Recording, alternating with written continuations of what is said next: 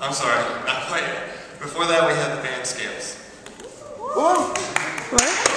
No, like after her. Hey, how are you tonight? Good. Good. You know what ticks me off?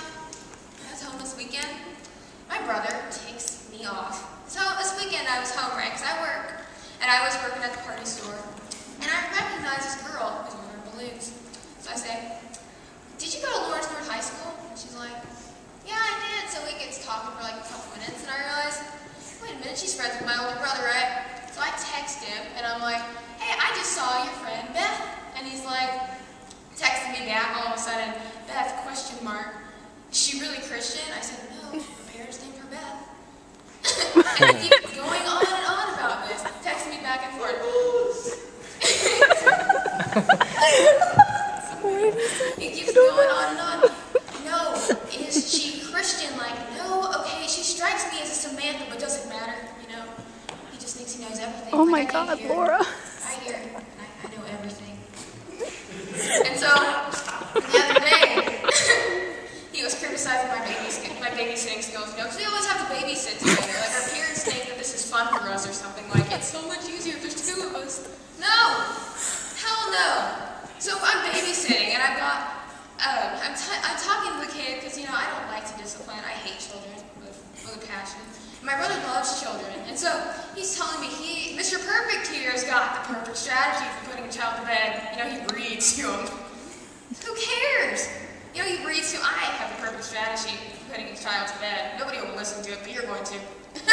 Well, when you put a child to bed, there's a pillow game, and I love the pillow game. You know why? Because the pillow game involves a pillow and a child, and you just say, "Hey, I bet you can hold your breath as long as that pillow." They go right to sleep. It works every freaking time. But everybody gets all bent out of shape when we start saying stuff like that. Nobody wants to try anything that really works. Like a child that was chained to the toilet, you know, on the news. They didn't show what he did first, did they? He was not a perfect angel.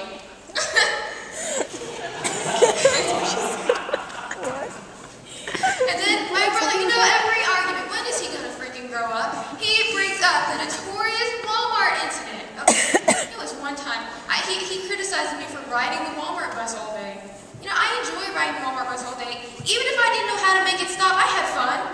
Like, I rode for like, you know, a few hours. I didn't know where I was going, but you know, just like going around.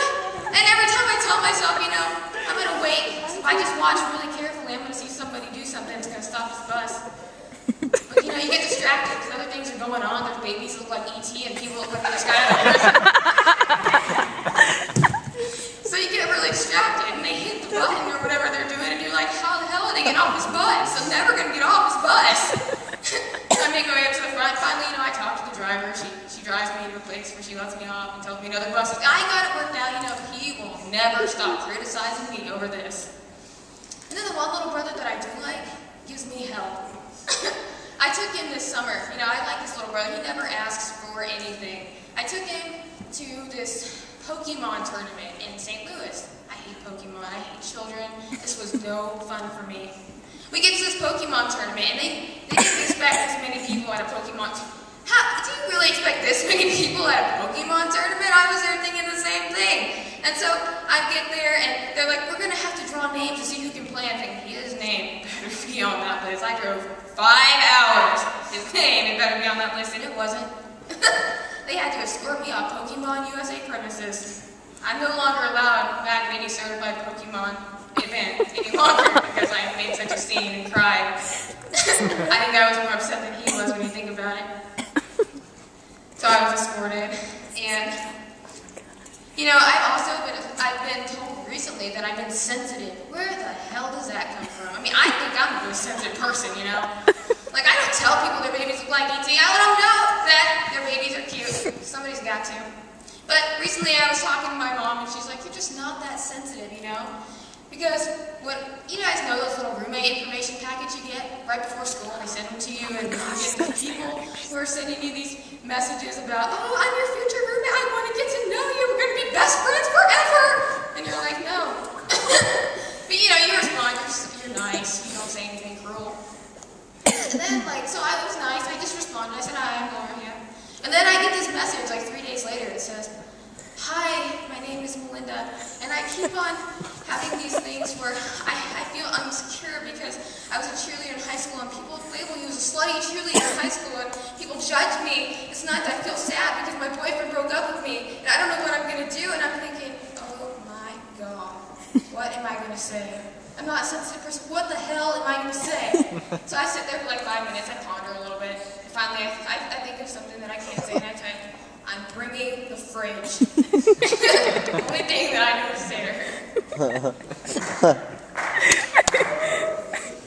And then my sister, she is the one who really, she thinks she's perfect, just like my older brother, right? She got her driver's license. She's been like terrorizing the community at large with her driving skills. Like, she thinks she's the best driver ever because she can put on her eyeliner and text and go 90. And I think it's scary. So one night, we're riding back from Bloomington, where my mamaw lives, and we're letting her drive the Jeep because she begged Dad. He finally gave in because apparently he was on cocaine. And so she's driving the Jeep back from Mamaw's house, and my biggest sister and I got stuck in the car with her. And halfway through this drive, her text messages start going off, and she's veering in the lanes, and people are honking and flipping us off and trying to run us off the road. And so she answers this text message, and finally I see these sirens behind us, like, my prayers have been answered. I'm going to tell this man anything to help him keep us. And so he pulls us over, I think, and he comes up and bangs on my sister's window. He's like, ma'am, are you with those people up there? Apparently he pulled the car over, and we were just hopeful and pulled over too. And we were like, no, we're not with them. And so he sat there and goes, oh, you ladies can move along. Oh, hell no. I'm like jumping out the window. I've got cocaine! don't let us go. And you can take me, you can call my parents. I don't care where you keep me. Don't let me stay in this car. All right, you guys have been great. Thank you.